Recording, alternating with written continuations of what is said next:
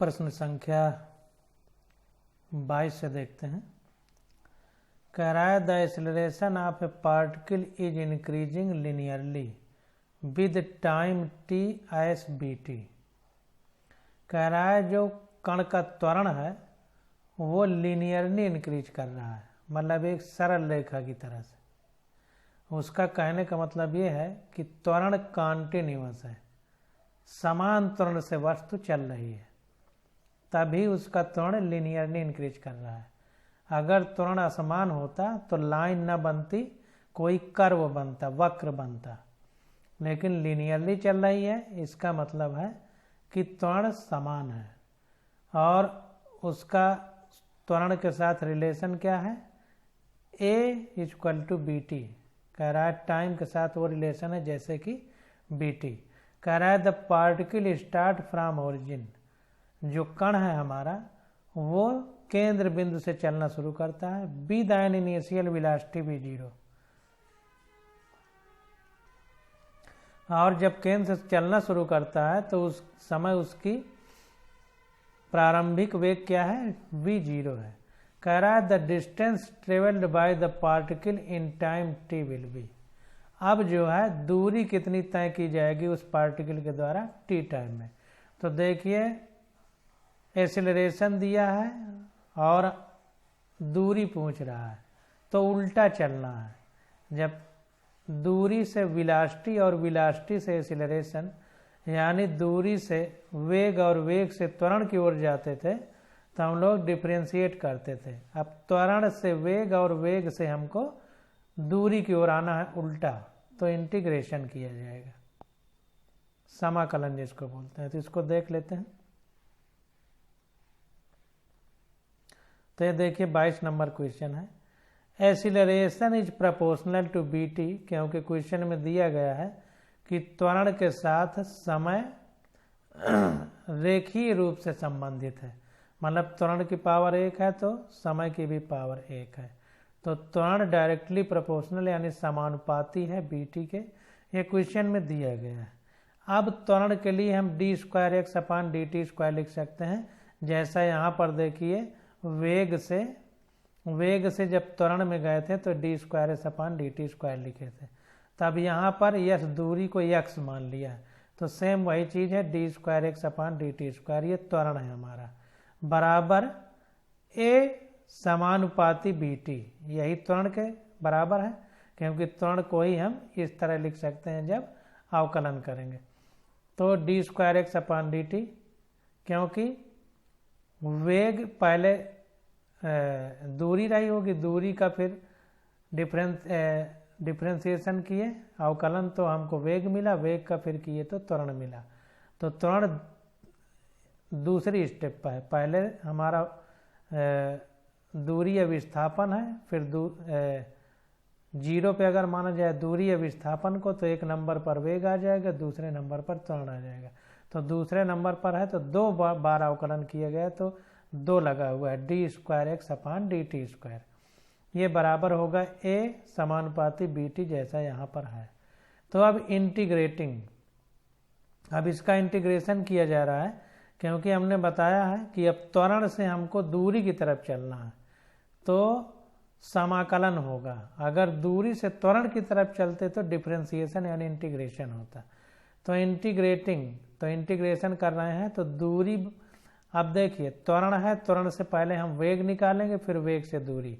तो देखिए त्वरण से वेग निकल रहा है, क्यों, क्योंकि dx/dt जो है ये हमारा विस्थापन बटे समय है और ताक्षणिक के लिए d लगा है, तो dx/dt मतलब विस्थापन बटे समय, और विस्थापन परिवर्तन की दर यानी विस्थापन बटे समय ही हमारा वेग होता है।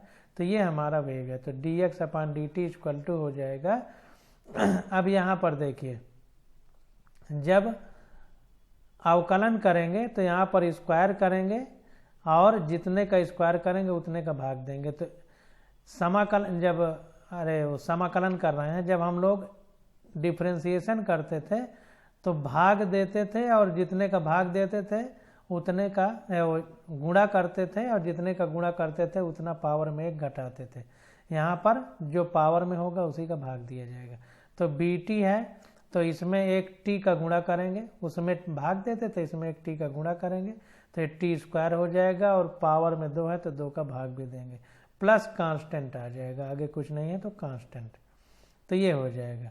अब इनिशियली में टी बराबर 0 होगा और इनिशियल का मतलब जब वस्तु का प्रारंभ, तो उस समय हम टाइम 0 लेंगे क्योंकि जब प्रारंभ कर रहे हैं तो समय 0 होगा, और समय 0 पर वस्तु का प्रारंभिक वेग v0 हमको क्वेश्चन में दिया गया है, ये क्वेश्चन में दिया गया है, तो dx/dt = v0 कर दिया।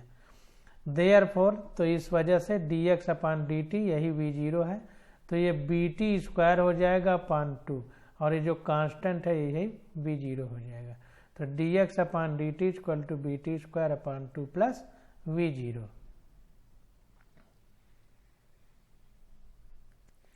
अब देखिए इतना आ गया।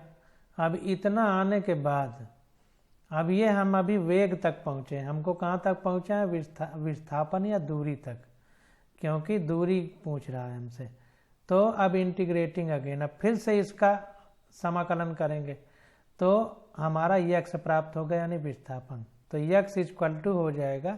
अब देखिए जब ये x निकालेंगे तो ये पूरा इधर चला जाएगा, तो ये bt² हमने बोला था कि ये स्मॉल है तो ये डी स्मॉल को प्रकट कर रहा है, वैसे ये t ही है, तो bt² और ये जब t इधर जाएगा तो गुणा होगा, तो ये हो जाएगा bt³ और जितना क्यूब में होगा उतने का नीचे भाग देते हैं, तो 2 पहले से है और क्यूब का 3 नीचे जाएगा तो 6 हो जाएगा, तो 6 हो गया, प्लस अब ये v0 है, ये t का गुणा होगा तो v0 t हो जाएगा, प्लस कांस्टेंट आ जाएगा।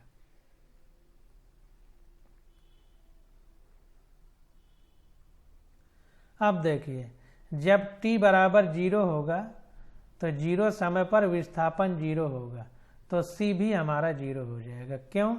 क्योंकि यहाँ पर देखिए जो प्रारंभिक है उसी को रखते हैं, तो यहाँ पर देखिए कांस्टेंट की जगह हमने v0 रखा था, तो यहाँ पर अब कांस्टेंट की जगह प्रारंभ में विस्थापन कितना होगा वो रखा जाएगा, तो प्रारंभ में विस्थापन 0 है जब टाइम t बराबर 0 है, तो यहाँ पर 0 रख देंगे c की जगह,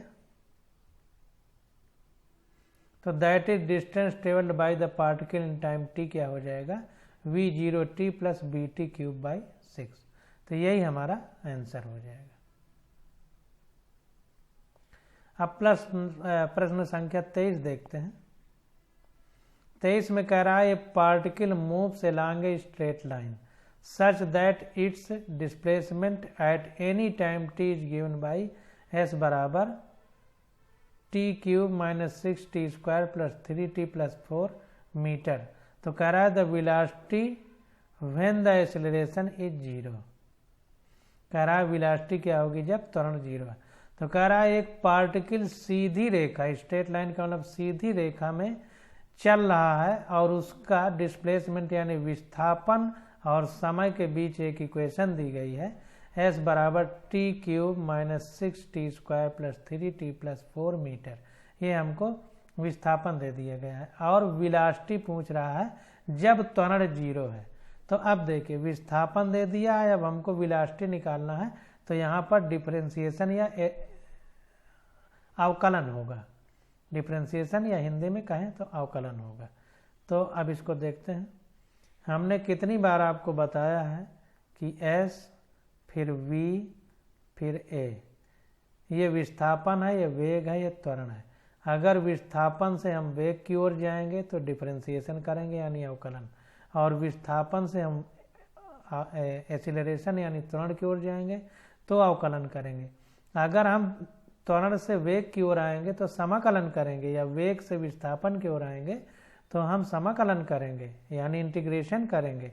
और यहाँ पर देखिए विस्थापन दे दिया है, डिस्प्लेसमेंट मतलब विस्थापन, और हमसे वेग पूछ रहा है, तो विस्थापन है वेग की ओर जा रहे हैं, तो विस्थापन है वेग की ओर जा रहे हैं तो डिफरेंशिएशन करेंगे। वैसे अगर ये भी आपको ना पता हो तो फार्मूला डायरेक्ट जब लगाया जाता है तो अपने आप पता चल जाता है। देखिए अभी बताते हैं। अब देखिए विस्थापन दे दिया है, हमको कुछ नहीं, हम किधर जा रहे हैं इससे कोई मतलब नहीं। अब देखिए विस्थापन यस बराबर t cube minus 6 t² plus 3t plus 4 metre, ये क्वेश्चन में दिया गया।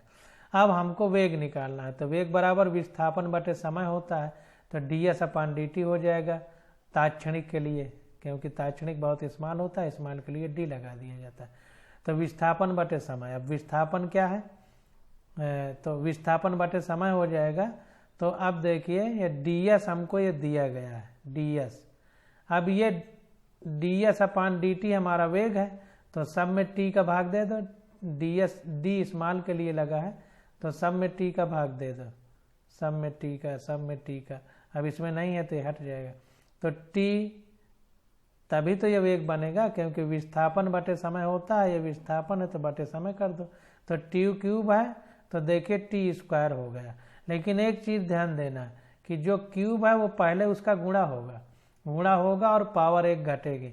यहाँ पर 2 है तो 12 हो जाएगा, स्क्वायर है पावर 1 घटेगी तो 1 बचेगा, तो 12t हो गया। यहाँ पर 3t है पावर 1 है तो 1 पावर का गुणा होगा, तो 3 में 1 का गुणा होगा तो 3 ही होगा, और t की पावर 1 है उसमें 1 घटेगा तो t की जगह 1 हो जाएगा, तो केवल 3 बचा। 4 में कुछ नहीं है तो इसको हटा देंगे, क्योंकि ये कांस्टेंट है एक तरह से। तो यहाँ पर देखिए उसी हिसाब से फिर से एक बार समझ लीजिए, ds/dt है तो नीचे t का भाग होगा तो स्क्वायर होगा कि नहीं।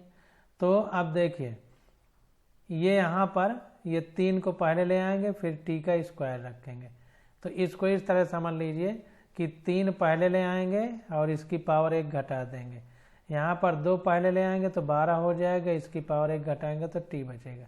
यहाँ t की पावर 1 है, इसको पहले ले आएंगे तो 3 1 3 हो जाएगा, और t की पावर 1 है, इसमें 1 घटाएंगे तो t की पावर 0 हो जाएगा, उसका मान 1 होता है, तो 3 में 1 का गुणा होगा तो 3 ही बचेगा, इसमें कुछ नहीं है तो ये हट जाएगा। तो ये इतना आ गया। अब देखिए वेग आ गया। अब अगर हमको इसी से त्वरण निकालना है तो अब फिर इसको डिफ्रेंशिएट करेंगे, तो त्वरण निकालने के लिए a बराबर dv/dt, तो फिर t नीचे आ गया, तो फिर उसी तरह करेंगे, t का भाग देंगे तो t² है तो t बचेगा, तो पहले इसका गुणा कर देंगे तो 3 दूनी 6 हो जाएगा, अब पावर 1 घटा देंगे तो 2 है 1 घटेगा तो t बचेगा, माइनस यहाँ 12 है इसकी पावर 1 है तो इसका गुणा कर देंगे तो 12 में 1 का गुणा होगा 12 आ गया, और t की पावर 1 है इसमें 1 घटाएंगे तो t की पावर 0 बचेगा, 0 का मतलब 1 होता है, तो 12 में 1 गुणा करेंगे 12, इसके साथ कोई t का टर्म नहीं तो इसको हटा देंगे, तो ये आ गया 60 माइनस 12। अब देखिए वो कह रहा है कि एक्सेलरेशन 0 करना है, 0 एक्सेलरेशन पर वेग पूछ रहा है, तो हम एक्सेलरेशन की जगह 0 निकाल देंगे, रख देंगे, तो यहाँ पर 0 रख दिया तो 0 बराबर 60 माइनस 12 आ गया, यानी 60 बराबर 12, तो t बराबर 12/6 यानी 2, तो 2 सेकंड में एक्सेलरेशन उसका 0 हो जाएगा। अब समय आ गया 2 सेकंड, अब वही यहाँ रख देंगे तो 2 सेकंड में वेग निकल आएगा। तो ये देखिए v बराबर 3 और t 2 सेकंड है तो 2 का स्क्वायर कर दिया, माइनस 12 के साथ t है तो 2 का गुणा कर दिया, क्योंकि t का मान 2 है, प्लस 3 है तो 3 कर दिया, तो ये सॉल्व करने पे आ गया -9 मीटर पर सेकंड। तो 23 का सी ऑप्शन हमारा करेक्ट हो जाएगा। तो इस तरह से क्वेश्चन हम लोग निकालते हैं। अब 24 नंबर क्वेश्चन देखते हैं। 24 नंबर क्वेश्चन है kinematics equation for uniformly acceleration motion.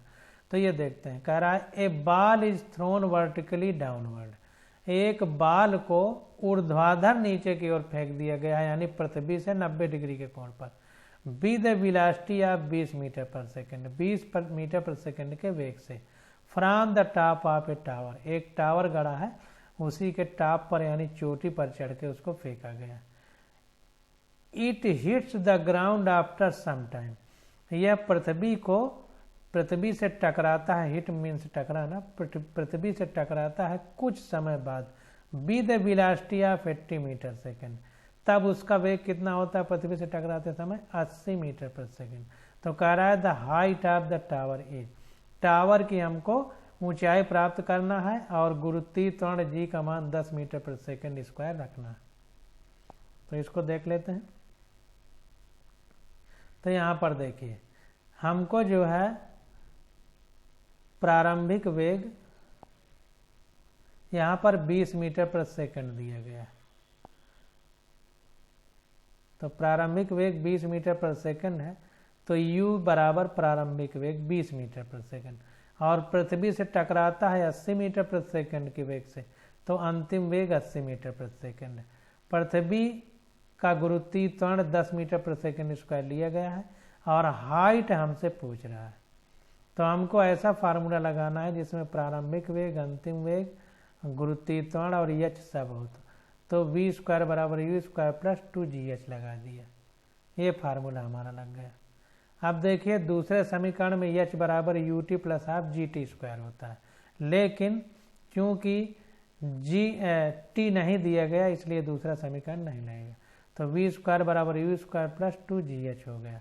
अब यहाँ पर देखिए, अभी हमने पीछे जब पढ़ा था तो जब वस्तु ऊपर की ओर फेंकी जाती है, तो चूंकि वस्तु का वेग ऊपर की ओर है, तो जब गुरुत्वीय त्वरण लिया जाता था तो निगेटिव यानी ऋणात्मक लिया जाता था। यहाँ पर वस्तु नीचे की ओर ही फेंकी जा रही है, इसलिए यहाँ पर प्लस साइन लिया गया।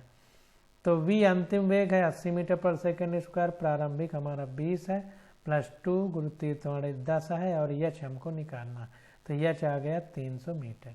तो 24 का डी ऑप्शन हमारा करेक्ट हो जाएगा। अब 25 नंबर क्वेश्चन देखते हैं।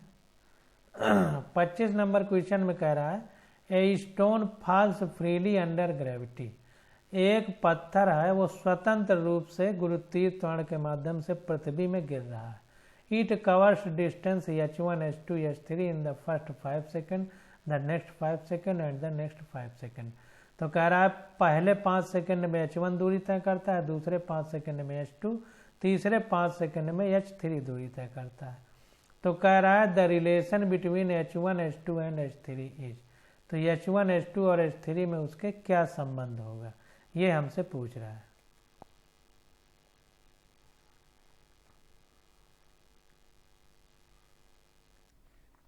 तो 25 नंबर क्वेश्चन देखते हैं।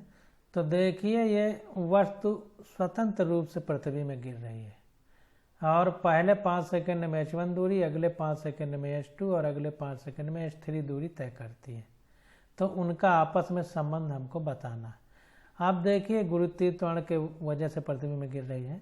अब इसमें एक चीज़ ये ध्यान देना है कि पहले 5 सेकंड में h1 दूरी तय करती है और अगले 5 सेकंड में h2।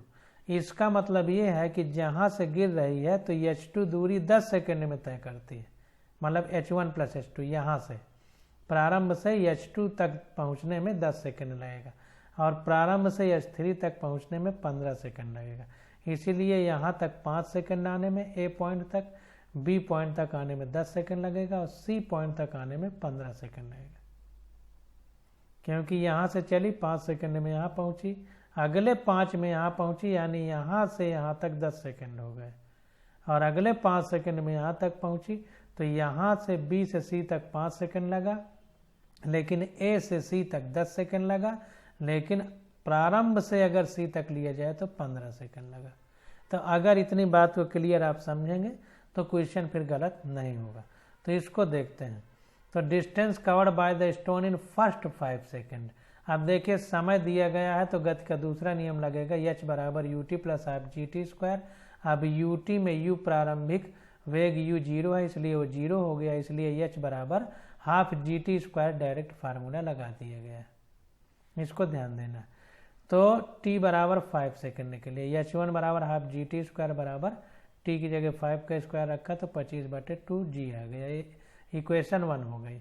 अब distance travelled by the stone in next 5 second, अगले 5 सेकंड में यानी B तक आने में, तो नेक्स्ट 5 सेकंड के लिए मतलब प्रारंभ से ये B तक आने में 10 सेकंड लगा। तो वही कह रहा है कि दैट इज t बराबर 10 सेकंड, यानी 10 सेकंड में कितना दूरी तय किया।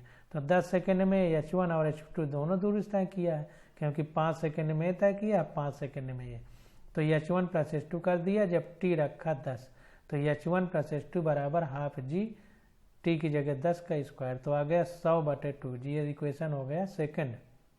दूसरा समीकरण। अब distance travel by the stone in next 5 second, तो पूरा 15 सेकंड हो जाएगा, तो लिखा है दैट इज t बराबर 15 सेकंड और दूरी h1 plus h2 plus h3 हो जाएगी। तो h1 plus h2 plus h3 बराबर हाफ g 15 का स्क्वायर बराबर 225/2g हो जाएगा। ये इक्वेशन थर्ड हो गया। अब इसी से h1 h2 h3 हमको अलग अलग निकालना है। तो अगर समीकरण एक जो है इसमें समीकरण 2 में एक को घटा दें तो h1 अलग हो जाएगा, h2 भर बचेगा। तो वही समीकरण सब्सट्रैक्ट 1 फ्रॉम 2 यानी 2 में एक को घटा देना। तो ये दूसरे समीकरण में पहले को घटा दिया यानी h1 प्लस h2 माइनस ये h1। तो अब इतने में ये इतना घट जाएगा। तो 100/2g माइनस 25/g तो ये आ गया 75/2g। ये आ गया h1 plus h2 minus h1। तो h1 कट जाएगा तो h2 भर बचेगा। तो h2 हमारा आ गया 75/2g। इसको सिंपल करेंगे तो आ जाएगा। अब इसको अगर देखें तो 75/2 और ये देखिए h1 25/2 है यानी 25 मतलब ये 3 गुना ज़्यादा है h2। तो इसीलिए 3h1 कर दिया। h2 से 3 गुना ज़्यादा है तो ये 3 गुना ज़्यादा है तो इधर गुणा कर दिया तो इसके बराबर होगा। तो h2 बराबर 3h1 आ गया ये चीज़। अब सब्सट्रैक्ट सेकंड फ्रॉम थर्ड। अब थर्ड में सेकंड को घटा देंगे तो h1 और h2 हट जाएंगे तो h3 आ जाएगा। तो वैसे ही देखो यहाँ पर कर दिया h1 plus h2 plus h3 minus h1 plus h2। Third में सेकंड को घटाया तो थर्ड हमारा 225/2 है और सेकंड हमारा 100/2 है। तो ये घट के आ गया h3 बराबर 125/2g। अब 125/2g तो ये जो है h1 से h1 हमारा 25/2 है तो इससे जो है 25 पंचे 125 5 गुना ये ज़्यादा बढ़ा इसलिए 5h1 कर दिया। तो ये 5वां इक्वेशन आ गया। अब from first fourth and fifth. अब पहले चौथे और 5वें से तुलना करें तो h1 बराबर h2/3 बराबर h3/5 हो जाएगा। ये हमारा निकल के आएगा जब फर्स्ट फोर्थ और फिफ्थ की तुलना करेंगे, क्योंकि h2 बराबर 3h1 है तो h1 बराबर h2/3 होगा। तो h1 बराबर h2/3। इसी प्रकार h3 बराबर 5h1 है तो h1 बराबर h3/5 होगा। तो h3/5 होगा। यही इनका संबंध होगा h1 बराबर h2/3 बराबर h3/5। तो 25 का डी ऑप्शन हमारा करेक्ट हो जाएगा। अब 26 नंबर क्वेश्चन देखते हैं। कह रहा है boy standing at the top of a tower 20 metre height drop a stone. एक बच्चा है वो 20 मीटर ऊंचे टावर की चोटी पर खड़ा हुआ है और वहां से एक पत्थर छोड़ देता है। एज्यूमिंग जी बराबर 10 मीटर पर सेकेंड स्क्वायर। हमको गुरुत्वीय त्वरण जी की वैल्यू 10 मीटर पर सेकेंड स्क्वायर मानना है। तो कह रहा है the velocity with which it hits the ground is. तो जब वो पृथ्वी से टकराएगा तो उसका वेग क्या होगा। तो देखिए चूंकि वहां से बच्चा प्रारंभ में बाल को हाथ में पकड़े हैं तो इसका मतलब उसका जो है u प्रारंभिक वेग 0 हो गया। अंतिम वेग हमको निकालना है। हाइट हमारी 20 मीटर हो गई। अंतिम वेग v हमको निकालना है और g हमको दिया है 10 मीटर पर सेकेंड स्क्वायर। अब गति का अगर हम तीसरा नियम लगा दें v स्क्वायर बराबर u स्क्वायर प्लस 2gh। तो इसमें g भी है, h भी है, v भी है, u भी है। तो उसी से हमारा इक्वेशन सॉल्व हो जाएगा।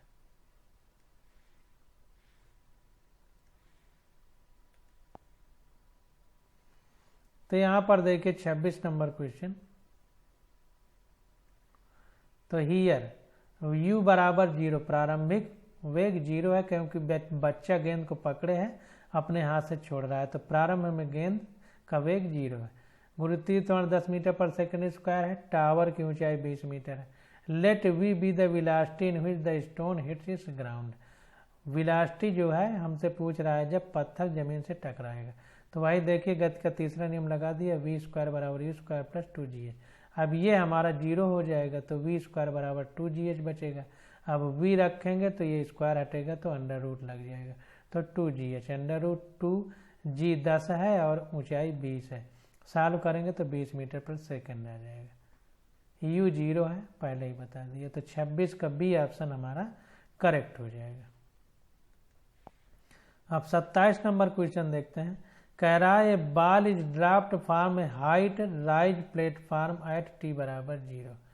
कह रहा है एक गेंद को छोड़ा जा रहा है from A height rise platform, एक ऐसे प्लेटफॉर्म पर जिसकी ऊंचाई बढ़ रही है और t बराबर 0 लिया गया है स्टार्टिंग फ्रॉम रेस्ट।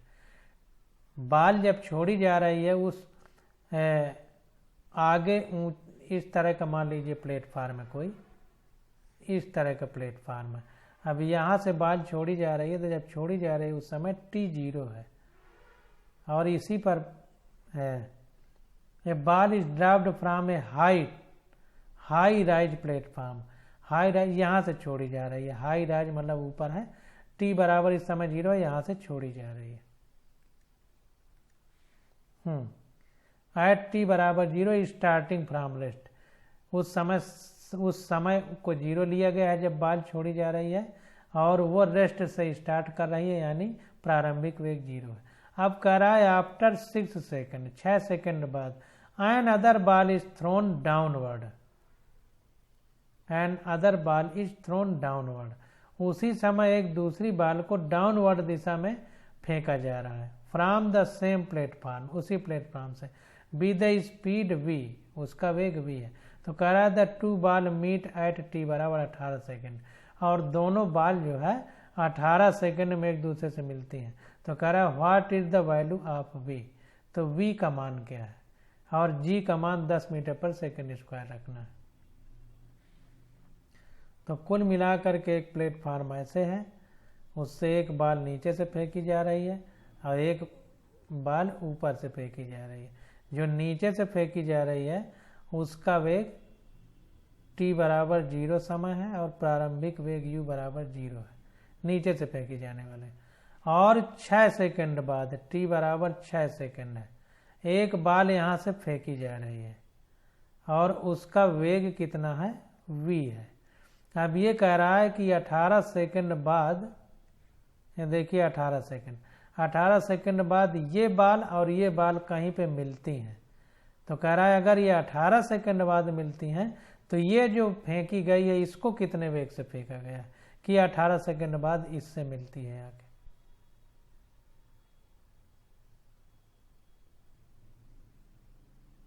ये हमको निकालना। अब देखिए यहाँ पर t है, प्रारंभिक वेग 0 है, इसका मतलब ये बॉल ऊपर नहीं जा सकती, इसका मतलब इस बॉल को भी यहीं से फेंका गया है। ये बॉल यहाँ पर नहीं है, ये बॉल भी यहाँ पर है, ठीक ना, यहाँ पर है, लेकिन इसका प्रारंभिक वेग 0 है और t बराबर 0 है, यानी ये बॉल पहले फेंकी जा रही है और ऐसे केवल छोड़ दी जा रही है, फेंकी नहीं जा रही कि उसका कोई वेग हो, फेंकी नहीं जा रही, केवल स्वतंत्र रूप से छोड़ दी जा रही है, इसीलिए इसका प्रारंभिक वेग 0 है। तो ये तो छोड़ दी जा रही है और ये बॉल जब छोड़ दी जाएगी तो नीचे की ओर गिरने लगेगी और उसके 6 सेकंड बाद दूसरी बॉल फेंकी जा रही है v वेग से, और ये दूसरी बॉल 18 सेकंड बाद पहली जो बॉल फेंकी गई थी उससे मिलती है जाके यहाँ कहीं पे।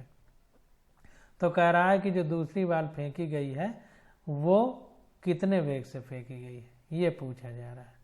तो इसको देखते हैं।